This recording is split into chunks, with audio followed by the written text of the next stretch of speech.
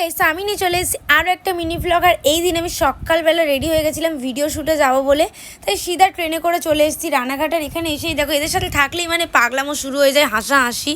And তারপর আমরা বিরিয়ানি খেয়ে নিই আর খাওয়া দাওয়া করেই সিধা বেরিয়ে পড়ি ভিডিও শ্যুটের উদ্দেশ্যে। তো দেবের রিক্রিয়েট ভিডিও আমরা করেছিলাম, যেটা তোমরা অলরেডি একটা রিলসে দেখতে পেয়েছো, আর একটা কিছুদিন পরেই তোমরা দেখতে পেয়ে যাবে। অ্যান্ড ভিডিও শ্যুটের পরেই আমরা চলে যাই একটু মিও মোড়ে কেক কিনতে, কারণ আমাদের একটা বান্ধবীর বার্থডে ছিল, তাই জন্য আমরা একটা সারপ্রাইজ প্ল্যানিং করেছিলাম। তাই কেক টেক কিনে আমরা বেরোচ্ছিলাম। তারপর আমাদের বান্ধবীটাকেও ডেকে পাঠানো হয়, অ্যান্ড সেও চলে আসে, অ্যান্ড তারপর নিয়ে যাওয়া হয়।